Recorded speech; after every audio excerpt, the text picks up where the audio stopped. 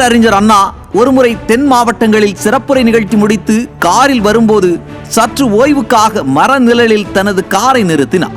அப்போது அந்த வழியே வந்த விவசாயிகள் அவரின் காரில் நாடோடி மன்னன் திரைப்படத்தில் மக்கள் திலகம் காட்டிய அதே கொடி அண்ணாவின் காரிலும் பறப்பதை பார்த்து, நீங்கள் என்ன எம்ஜிஆர் கட்சியா என கேட்க, அண்ணாவும் ஆம் நான் எம்ஜிஆர் கட்சிதான் என பதிலளித்ததை அண்ணாவே தன் கட்சி நாளிதழில் தம்பிக்கு என எழுதும் கடிதத் தொடரில் பெருமிதத்துடன் குறிப்பிட்டிருந்தார். அதில் அவர் அந்த பெண்கள் நீங்கள் எம்ஜிஆர் கட்சியா என கேட்டபோது தான் அளவில்லா மகிழ்ச்சியுற்றதாக தெரிவித்துள்ளார். மேலும் நாம் செல்லாத ஊர்களுக்கும் நம்மை தெரியாத பாமர மக்களிடத்திலும் எம்ஜிஆர் நமது கொடியை கொண்டு சென்றிருக்கிறாரே என வியந்து போனதாகவும் தெரிவித்துள்ளார்.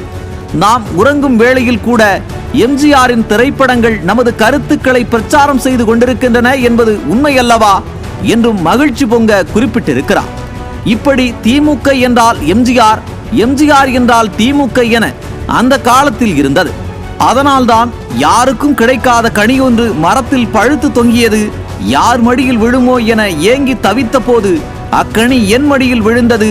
மடியில் விழுந்த கனியை என் இதயத்தில் பத்திரமாக வைத்துக் கொண்டேன். அதுவே என் இதயக்கனி என நம் தலைவரை மேடையில் வைத்துக் கொண்டே தன் இதயக்கனி குறித்து பேரறிஞர் அண்ணா பெருமிதம் தெரிவித்தார்.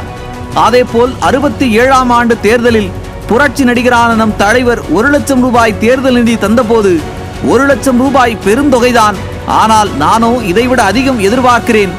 மக்களுக்கு உன் முகத்தை காட்டு, அது பல லட்சம் வாக்குகளை பெற்றுத்தரும் என்றாராம்.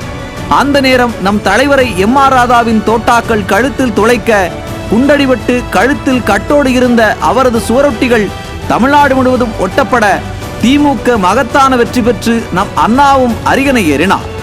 அத்தேர்தல் வெற்றிக்கு பின் அண்ணாவிற்கு மாலை அணிவிக்க சென்ற கோவை கணியூர் கழகத்தினரிடம் இந்த வெற்றிக்கு உரியவர் எம்ஜிஆரே என்றும் அவரால் தான் இந்த வெற்றி சாத்தியமானது, எனவே அவருக்கே முதலில் இந்த மாலையை சூட்டுங்கள் என பேரறிஞர் உணர்ச்சி பொங்க பேசியதும் குறிப்பிடத்தக்கது.